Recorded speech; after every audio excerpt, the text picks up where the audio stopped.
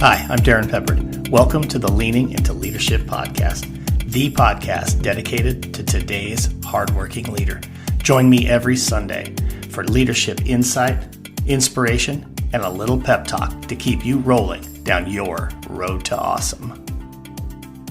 Welcome in, folks. Episode number 78 of the Leaning into Leadership podcast. And my guest on the show today is Dr. Rachael George. She is the perfect person to wrap up the month of May for us here on Leaning into Leadership. As you know, we've been focused on aspiring, new, and rising leaders. And today, I'm going to share with you a conversation I had with Rachael specifically about how do we get more female leaders into the educational leadership space, and just overall, male or female, what are some things that we need to be prepared for when we take that first position? Rachael and I had a great conversation. I can't wait to share it with you, and you're going to hear it right on the other side of this message from our sponsor today, Peer Driven PD. Hey leaders, you know, teachers and administrators don't always see eye to eye. So it might surprise you that over 86% of teachers and administrators agree that we need more full-time classroom teachers leading our professional development. That's where my friends at Peer Driven PD come in. Peer Driven PD finds some of the best teachers in the country and documents their instructional strategies that work in real classrooms every day. And then they make the content available to schools everywhere. It's kind of like a master class, but for teachers. Imagine that. Your teachers are learning from other amazing teachers who, just like them, are gifted and passionate about driving student achievement. And if you've got your own superstar teachers who deserve some exposure, Peer Driven PD will visit your campus and film your own teachers doing what they do best and share it on the platform for their colleagues and everyone else to see. What a huge morale boost that can be for a district. And just so you know, Mike Alpert, who's the company's founder, has been a guest on this very podcast. Check out episode 49. Mike's a former teacher and administrator who has worked with schools from coast to coast. He really understands the need for engaging PD that teachers will appreciate. Look, I've seen this work firsthand. It's unique, it's interesting, and it's just what you need if your teachers want more out of their professional development. Visit peerdrivenpd.com to request a quote. Tell them the Leaning into Leadership podcast sent you, and they'll give you a free trial access so you can check out all of their content and decide for yourself. As well, they'll give you an additional 10% off your first year's subscription simply for mentioning the Leaning into Leadership podcast. Go to peerdrivenpd.com today. Again, that's peerdrivenpd.com. Today on the show, we want to talk about really getting that plan, deciding to make the move and go after the job of your dreams. And it's not just that we need to chase after those jobs, but sometimes we need to realize that we all really have a space in educational leadership. And specifically today, we're going to talk about the space that exists and needs to continue to grow for female leaders in educational leadership, and nobody better to have that conversation with than Dr. Rachael George. Rachael, thank you for joining me here on the show. Oh, thanks for having me. I'm excited. Yeah, definitely. So just really quick, for those who may not know you, a quick elevator, here's who Rachael is, and then let's dive into this conversation. Yeah, you bet. I am Dr. Rachael George. I'm an educational leader in Oregon. I currently am the executive director of elementary programs and also a pre-K principal, heavily involved in my state association. I'm the past president of our umbrella association, COSA, the Coalition of Oregon School Administrators. I'm an NAESP fellow, NAESP state rep for the state of Oregon, author, speaker, consultant, you name it. I probably have dabbled in it, have worked at the secondary level, elementary, and very much the Goldilocks effect landed at middle school and was the middle school principal. Loved it, and have spent 7 years at the elementary school leading from that level as well. So a lot of different hats that I've worn over the years. Yeah. So what do you do with your free time? Oh man, I'm working on that. I actually have more free time this last year than I have in the past. And because I've been very intentional about it. But I play hard and I work hard. I mean, I just got back from a weekend trip to Alaska where I was fishing because I was like, what am I going to do this weekend? I feel like fishing in Alaska. So I go play, make great memories. That's what I do. I think that's awesome. And, I want to touch on this for just a second. We all have a unique story in how we got into education. And we're going to talk about your book off and on throughout this conversation. But one of the things that I found really interesting as I was reading the book was that you were actually a wildland firefighter before you got into education. So, yeah, how did that come about? Not how I anticipated. And I didn't anticipate working in the woods either. To really kind of like roll back time, in high school, I was into pageants and was like a tree planting princess, very girly, very girly. And I was actually planning to go work at a bank. And one of my girlfriends was like, Rachel, instead of working at the bank, do you realize how much money you could go make working in the woods, fighting fire? And I'm like, well, I do sports. I think I can make this work. I run with her. So I went into fire blindly, ended up loving it, loved the adrenaline piece, loved how things worked, loved being outside. But I do, in fact, even remember being like, where's the trail that we're supposed to hike on? And they're like, Rachel, fires don't follow trails. Like, what are you thinking? Like, it was a very eye-opening experience for me. And I ended up spending 11 years total in fire. I worked on hand crews, type 2 hand crews, hotshot crews, helicopters, like the whole gamut, and really, really loved it. And it was honestly a conversation at a smoke jumper base in Grangeville where the base manager is like, Rachel, what are you doing? And I'm like, what do you mean? And he's like, what do your parents do? And I'm like, well, my mom's an elementary principal, dad's a city manager, but I love cutting down trees and I'm really good at using a chainsaw. And he's like, you need to go back to school. Like, and I'm like, I can do as many pull-ups as you. Like, I very much was like trying to puff my chest up. And he's like, no, you're meant for some bigger things. And I remember kind of marinating on that conversation. And then also it really kind of hitting home with some conversations back and forth with my mom about different challenges and frustrations with a lack of change. For sure, like at the federal government level, like we think like state level is slow to change or the districts are slow to change, like the feds are even harder to move. But also being in the middle of a wilderness and really watching it burn over a section that really needed to kind of be managed differently and realizing that I needed to make some different decisions. So even as a teacher, I went back and forth between fire and the classroom, and that was a great balance. And I actually had my last day in fire just about 3 days before I showed up for my first principal job in Southern Oregon. And even then I still lived at the ranger station. So it's been very much ingrained for good and bad, right? Like definitely like my years in fire has made me the leader that I am, but it's also made some hard edges for me that I've had to definitely round out, particularly like at the elementary level than maybe middle or high. That's fantastic. Like I said, I just found that so interesting. Again, everybody's got their own unique story that leads them into being in education, but not a whole lot of them. It's rooted in wildland firefighting. I think that's just really, really awesome. And yes, there is. My next door neighbor, when I was a superintendent in Colorado, was a wildland firefighter, and we would see her about once every 3 weeks, and then she would be gone. But you know what? She had a wonderful opportunity then, during wildland firefighting time she actually worked at a fire station in Montana, I think. But we would see her, quite a bit during the summer. So anyway, that's one heck of a squirrel chase there. So let's dive in and talk a little bit about finding your way, finding that opportunity to move into educational leadership. And I want to start with just kind of your path into educational leadership. And then I want to dive into the book and have you talk a little bit more about, some of the things that are connected to getting more female educational leaders into those positions. But let's start with talking a little bit about your journey to being a principal. Yeah, that's not one that I initially saw, right? It actually came about by people saying, hey, have you ever thought about this? You're a natural leader, you're volunteering and participating in these committees, in these different planning groups, leadership companies. And it was really kind of a shoulder tap. Have you thought about this? And I remember at first being like, what? And it was actually a female. It was like a retired vice principal that was just doing a 1-year stint at the middle school that I was working at. And she had mentioned it to me. I thought it was kind of a little funky.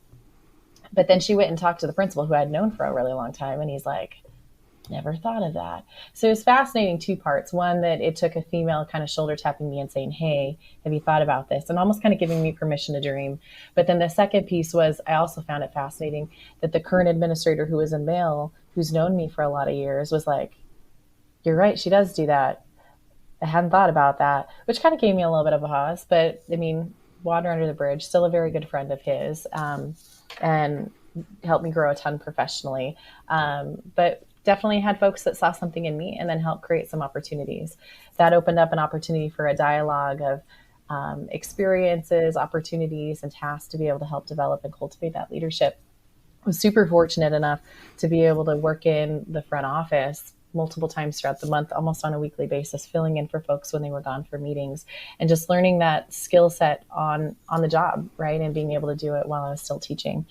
The interesting piece is that I wasn't able to move up within the current district that I was teaching in. And I think that that's sometimes a frustration for folks, right? You go to school, you do your admin practicum, and then you're like, I'm ready to apply. And there's a job that's open. Like we have jobs right now that are open, right, in our district with folks that have admin licenses. Sometimes it's a good fit, sometimes it's not. There's pros and cons, right? So when you actually grow up within your system, there's a handful of different obstacles that you're facing. So for me, they knew me as a teacher. My role as a teacher is different than a role as an administrator. The friend dynamic, all of a sudden you're in charge of your friends, the people you knew, right? The ability to have some of those challenging conversations. So I ended up having to actually relocate to another portion of the state to take a middle school principal job. And I spent 3 years there, loved it. And it was interesting because I was used to folks just staying in jobs, took jobs and just settled. That's kind of what Central Oregon was. And I remember folks at the district office, different things opened up and they're like, are you going to think about applying? And I remember almost being kind of like taken back and flabbergasted. Like, why would I apply? Like, I just took this job. Like, I moved across the state. Why would I? Don't you settle in? Don't you like spend a good chunk of time here, at least like 3 to 5? And I had some close friends that were like, no, you keep your eyes open. This is like a chess game. And I'm like, a chess game? Help me understand, because to me, it was a very much a linear path. And it truly wasn't until one of my friends, again, eyes always open on the different jobs. There was a middle school job that was open in a nearby district, and they encouraged me to apply. Lateral job. I had just received some awards from some amazing growth. And it wasn't until after the interview that I had some pretty eye-opening moments. And I felt like I killed the interview. I honestly did. But talking and debriefing with the sitting superintendent, who was a female at the time, she called me and offered me a job. But ironically, it wasn't the job that I applied for. It ended up being the vice principal job at the middle school. Yeah. So that had some ego involved of like, okay, can I listen to this? Can I like help me understand? And she shared with me that perspective and idea of the jungle gym approach, that oftentimes, and it's exactly what I was thinking of, is my career path in a very linear approach. First this, then that, this, right? You're a teacher, then you're a coach, then you're a principal, then you're a district office person. And she's like, no, it fits you. Like it matters what you have going on in your life. It matters all these different perspectives of skill sets, things that you're interested in, your passion areas, what's a good fit. I didn't end up taking the job. I didn't. I ended up staying, but it's very much been about keeping your eyes open, opportunities, and realizing sometimes the paths that you initially create aren't the ones that you end up walking down, and sometimes those are the best paths. Have you ever found yourself in professional development thinking, how is this supposed to help me be a better leader? Folks, PD for Leaders needs to focus on leadership. Introducing High Performance Leadership Teams, a 2-day workshop from Road to Awesome. In this 2-day workshop, we focus on getting the team very clear on their shared values, direction, and mission. Getting to know the house and understanding the strengths that each of us bring to the table and how we best leverage those. We focus on how we go about getting the work done. We focus on team dynamics. And we focus on how it is that we continue to evolve together as a team. Hey, right now, it's a tough time to be a leader, and it's really difficult to grow together as a leadership team unless you're intentional. High Performance Leadership Teams is exactly that, an opportunity to be very intentional about your team. Hey, leaders, I want to work with your team. I want to help set you up for success. Send me an email at darrinmpeppard@roadtoawesome.net or shoot me a direct message on social media. Let's get your leadership team on the road to awesome with high-performance leadership teams. This podcast is a proud member of the Teach Better Podcast Network. Better today, better tomorrow, and the podcast to get you there. You can find out more at teachbetter.com/podcast. Now let's get back to the episode. That leads me to something you talk about in the book. And before I go there, I want to comment a little bit on what you just said. I think for me, I really viewed, and the way it played out for me was it was very much a linear career ladder.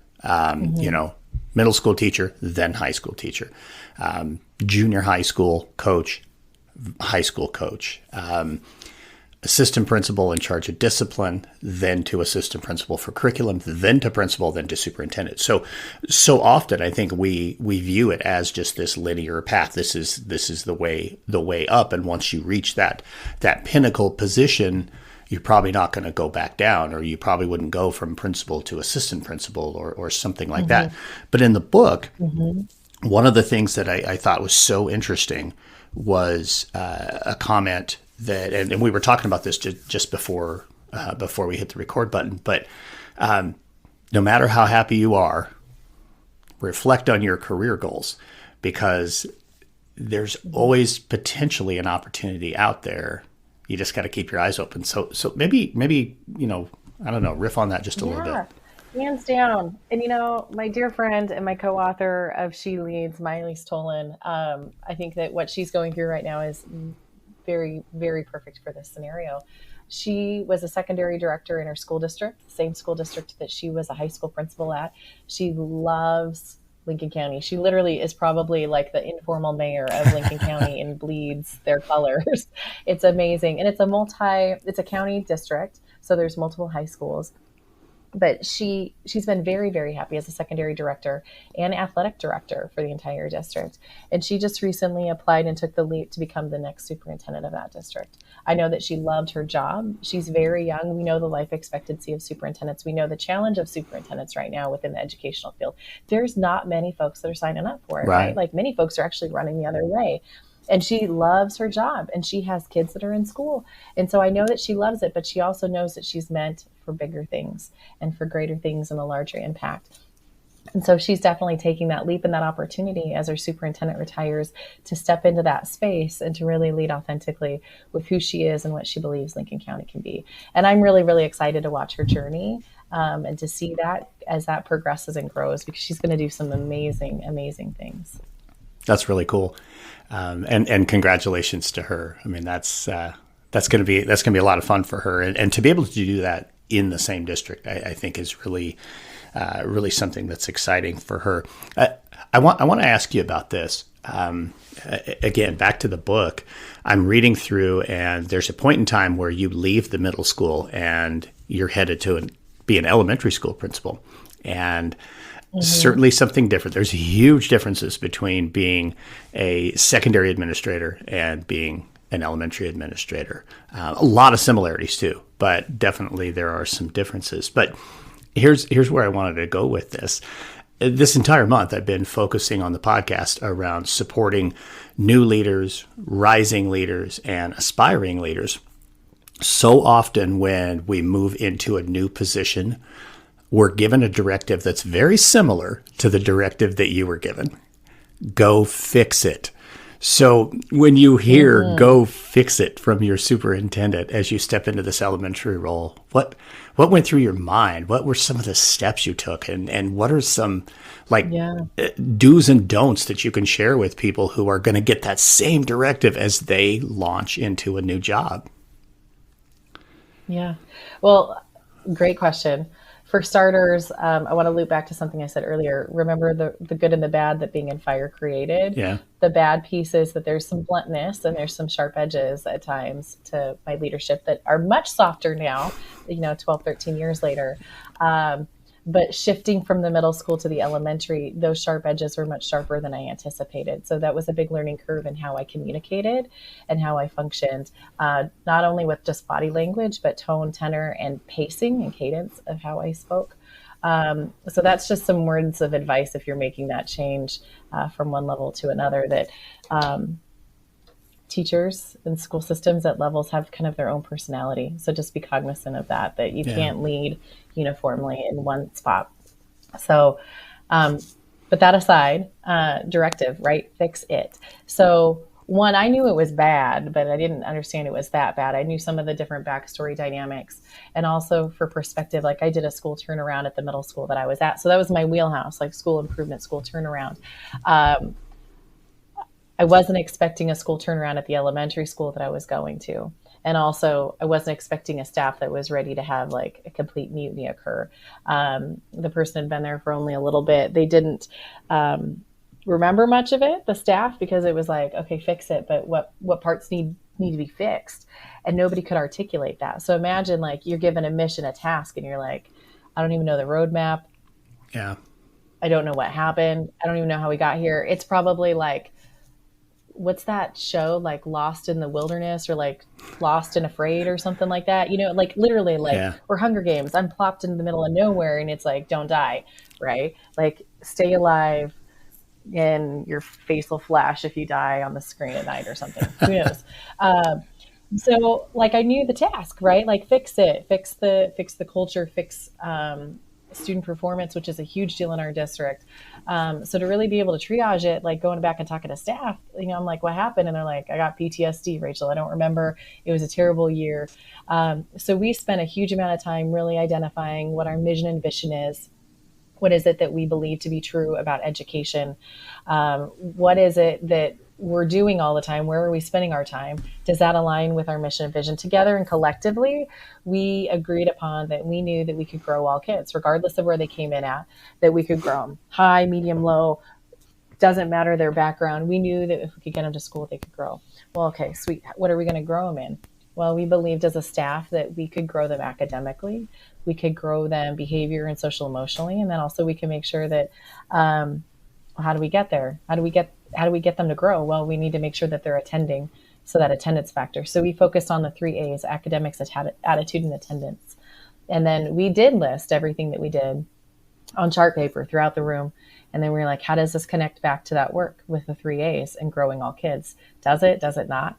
There were a lot of tears and a lot of sacred cows that we talked about, but we really had to kind of skinny it up and refocus. It's kind of like when you're on a train wreck going on and you see it coming and you're out of control. Sometimes you literally just need to stop and slow it down and really triage, where are you at, what's going on, and get back to the basics, right? Instead of just having it run off the rails and catch on fire and all that crazy. Yeah, but I think that's a big piece right there. Sorry to interrupt you, but I want to just grab that really quick.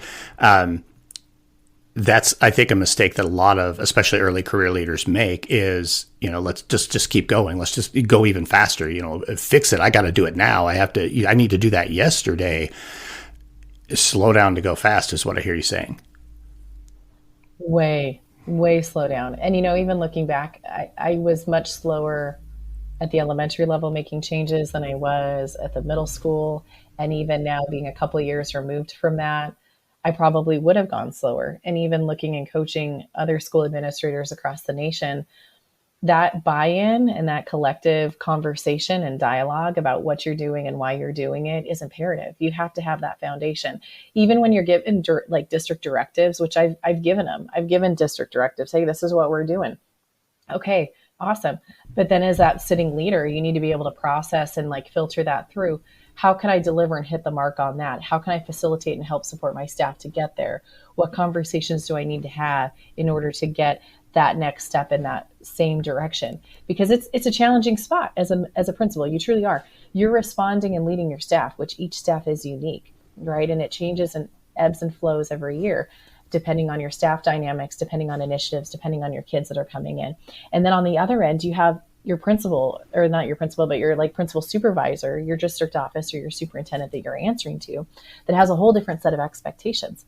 Oftentimes they're disjointed. So how do you marry the two? How do you still move forward, honor your building, develop that culture. Because let me tell you, if you just do exactly what the district office is saying, and we do want you to do that, right? You've been a superintendent, you want them to do that. You give them the mission and vision, but depending on how you implement that and how you move your staff forward, that's where that finesse factor is imperative. If you come in and this is what we're doing, this is what the district said, and then all of a sudden you have staff that are pushing back and digging their heels in, and you have grievance after grievance, probably not the best way that you handled that, right? But there's a way to have that collective efficacy to be able to move forward and be able to blend the two. And then let's also be honest, as a district office person, we're umbrellas for school principals. As school principals, you are the umbrella to your teachers. How do you do this work and insulate your staff so they can do the work that matters, which is working with kids, growing kids, having those healthy, positive relationships while still checking the boxes and still getting your SIP, your school improvement plan turned in and your observations done. Right. Yeah. There's an art to it for sure. Yeah. And, where that leads me is just listening to you talk about all of that stuff, puts me in this mindset, thinking about, those days coming home as a principal. I was a high school principal, and man, there were days when I would get home and the words decision fatigue aren't enough to describe it, because you make 1,000 decisions a day, probably as a building level administrator, as a district level administrator. You just make so many decisions. How do you balance that? I mean, everything you just talked about. How do you balance that? How do you take care of yourself so that you don't end up just like totally burned out before a school year is even over? Yeah, the $1 million question, and I think it's seasonal, right? Like there's chunks of time where it's more busy than others. Right now we're in the midst of spring. Schools are closing for the summer. I work with a variety of school districts that like this is their last week for seniors and then last week with kids next week. A lot of Oregon schools are done in the middle of next month. So we still have like a good 3 weeks ish. But it's busy, right? Fall is also a busy time. In fact, like January through March is probably my favorite. It's a little bit of a lull. You can really dig into teaching and learning. And so taking care of yourself in that decision fatigue really can change and look different over the course of the year. I'll speak to right now though, because like we're in the spring months and it's a little crazy town, right? For myself, complete decision fatigue, right? I mean, you're exhausted, you're tired. You're like, how many emails did I look at my email today? Okay, I'm just going to flip over, Darrin, like just for kicks. I have 232 emails that I haven't read that just came in today. Wow. Right? Like I got that, but I also have meetings that I need to then be fully present with. And I say fully present intentionally, right? Because I know folks, they're like, Rachael, you have your phone on you at all times. You're totally right. But I'm also trying to be like present with the person and to show that I care, because I do, and actively listen, not half listen. And so how do you do that? Balance that, be in classrooms, be responsive to the principal that just called me just right now, right? Like there's a chunk. And I think that it's essential that we think about how we're managing our time before and after school, and then also throughout the day. Are you taking some time within your day to really slow down? I bet you the majority of the folks that are listening aren't eating lunch, right? I bet you they're not slowing down. They're probably getting to the end of the school day and they're like, did I even eat anything? And you're like, yeah, I ate the Snickers bar out of my secretary's candy, right? Like I'm known for trick-or-treating through people's offices. Like it's not Halloween, but I'm eating all your candy, right? Like that's not the best choice. Are there some things that we can be intentionally planning to make sure that we have some snacks that are readily accessible? So then, we're definitely fueled. It's kind of like running a car. Think about how you're decompressing at the end of the day. So decision fatigue, your brain's tired, you're exhausted. You might zone out and be like, how did I get home? Oh my gosh, I forgot to go to the post office and I ended up at home. That happens to me a lot. Like I need to go to the post office and I don't. So take some quiet time to process and think about what your day looked like, how it went. I highly encourage you to think about what are some positive pieces, what are some strengths, what are some celebrations. Oftentimes our brains go to the things that didn't work out, the frustration points. And I don't know about you, but I sometimes fixate on the things that didn't work well or the conversation that didn't sit right with me. I'm like, if I could only get this person to see this, or I hope this person understood what I was trying to say because I said it 5 times, right? So I think being able to give yourself some space and grace to let those pieces go, but focus on the positives. And then when you're heading into a day, I think it's like, as I'm thinking about today and the day I have ahead of me, how am I setting myself up for success? How am I making sure that I'm rested going into it, that I've had the appropriate amount of caffeine, not over caffeinating, not under caffeinating, but just hitting that right mark. Then I'm still drinking my water. And then, hey, it's like pregame. Okay. When you're watching a basketball game or you're watching a football game, what's going on? They're being thoughtful, envisioning what their day looks like. They're playing some music. They're going through the routine. We can do that and still that same tactic as school leaders. And I think that's wildly, wildly powerful. I know that when I have a challenging day or I'm in a funk or I need to really kind of get my mind right, I have a couple key songs that I go to and I put them on repeat. And depending on what mood I'm in, it definitely helps spin me out of it. And it helps me just kind of get into like a mantra state of like, all right, game on. I got this. So that way you can run and gun and then be able to take that pause at halftime and then keep going. I think it's also intentionality with your calendar. I know it's, at least for me, and especially during eval season, it's super tempting to go back to back to back to back with meeting after meeting after meeting. Hey, one teacher coming out, one teacher coming in. Hey, one principal coming in for your school improvement plan presentation, the next principal coming in as the other one's going out. But how are we creating space? Does that meeting need to be an hour? Can it be 45 minutes and you're giving your space to yourself to decompress? 15 minutes as you head into the next one. Maybe it's not 15 minutes. Maybe it's just 5 minutes. Maybe it's 2 minutes, but it's identifying what you need as an individual and then ensuring that you're giving your space to process those pieces, because it is exhausting. It's mentally exhausting. That's one of the best and worst things about our job, right? We love the people, we love the kids, but some of the most challenging pieces are the kids and the adults, right? Because of the decision component, because every decision we make is incredibly powerful and it's literally life-changing, and that's a huge, huge weight to hold. So how can you make those best decisions? It's by taking care of yourself. Yeah, absolutely.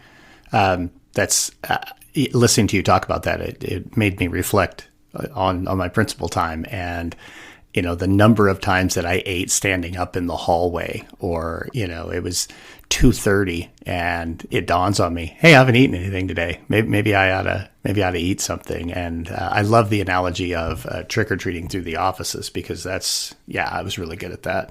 No question about that. So, oh man, me too. Yeah. So we're talking about decisions. Let's talk about this decision, the decision to apply or not to apply for a job. Again, one of the things that we're really pushing on this month is those people who either are aspiring leaders or they're new or they're rising leaders, but there's still some really good jobs that are open out there. And if you're looking at a job, what might keep people from going after a job? What maybe are the things that people should be thinking about to just jump at it and go after it and be brave, be bold, and get yourself in the pool. So let's talk a little bit about just that. Go pursue the job.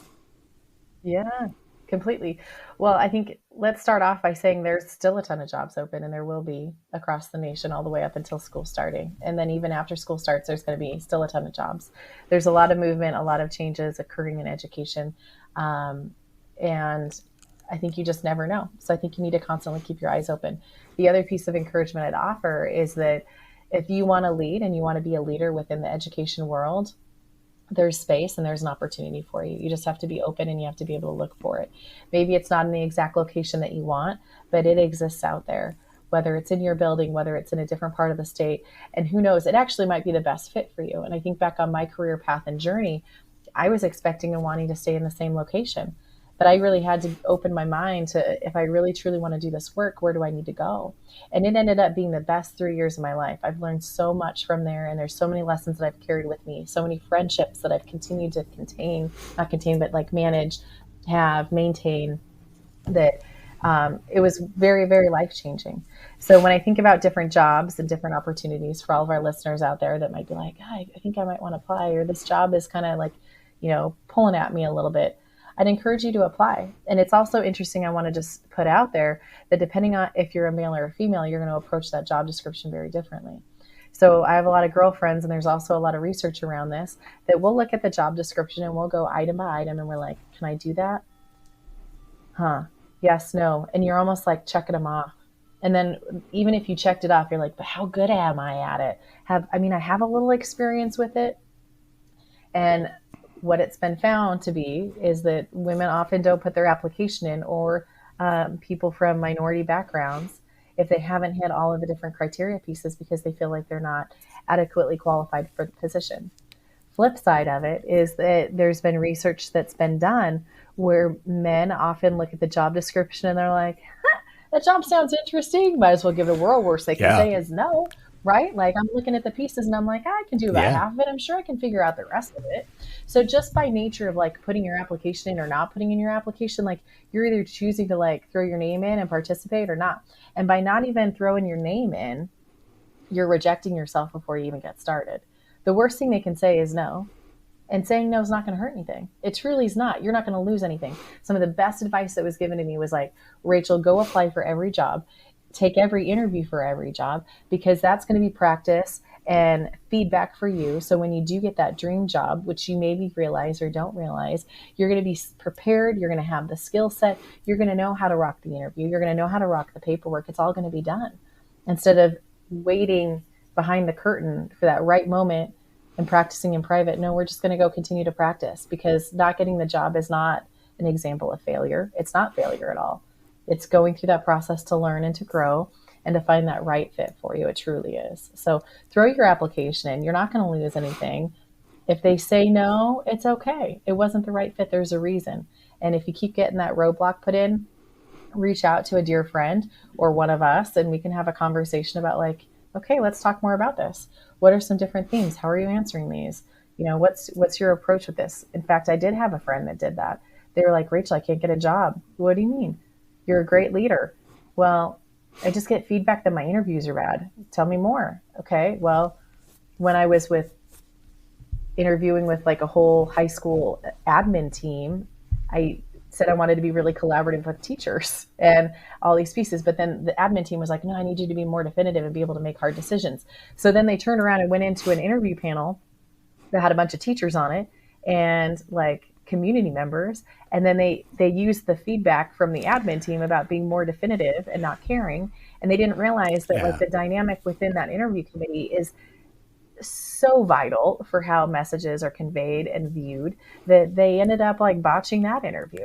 So there's some different learning opportunities, but you don't know in isolation. And that's the power of networking and within education, is that we're all here to help each other out. It's not a competition against each other. The more that you do better, the more that I do better, right? We lift each other up. We truly do. So food for thought. Yeah, no, it's awesome.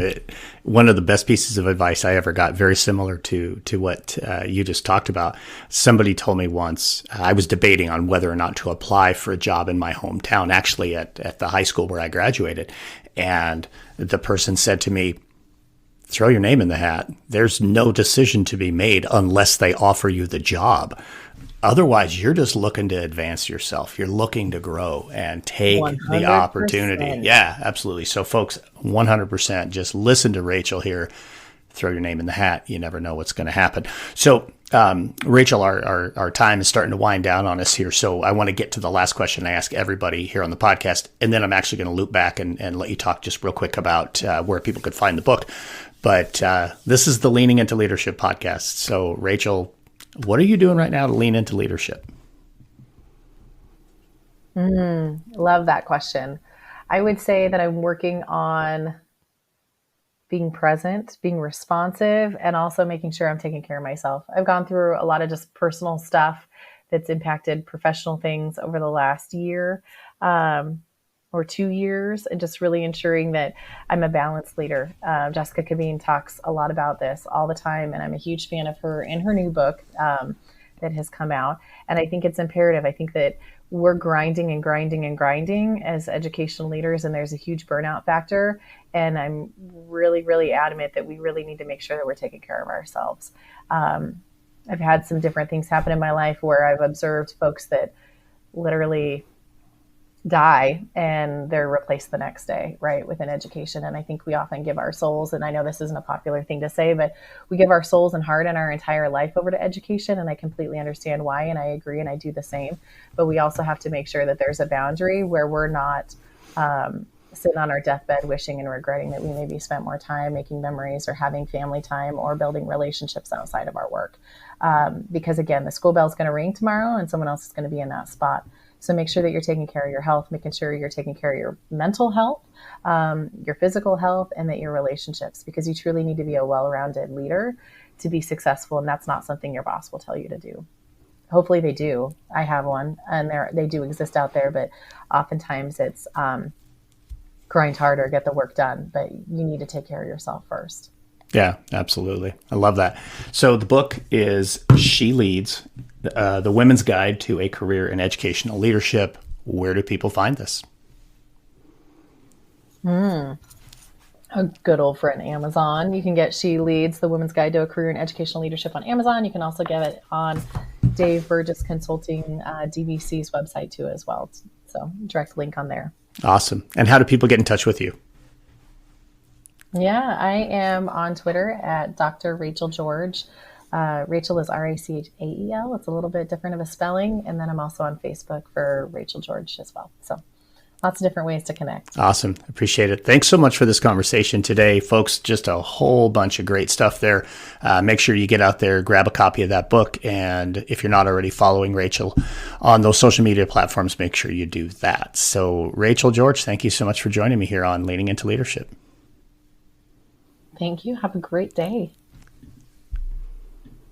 Nothing but pure gold from Dr. Rachael George there. And I truly appreciate her coming on the podcast and sharing all of those different insights right there, folks. Some really, really amazing stuff. Make sure you get out there, grab a copy of the book, She Leads, The Women's Guide to a Career in Educational Leadership. And now it's time for a pep talk. For today's pep talk, I just want to build on something that Rachael and I were talking about towards the end of the episode.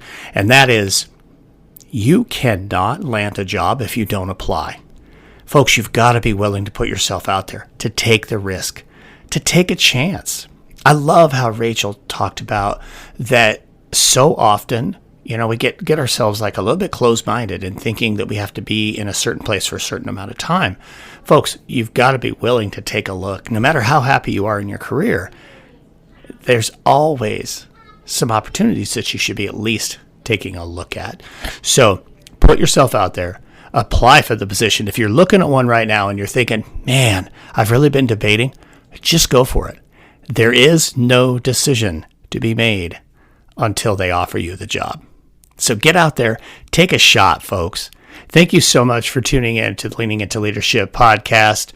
I appreciate you, my friends. Get out there. Have a Road to Awesome week.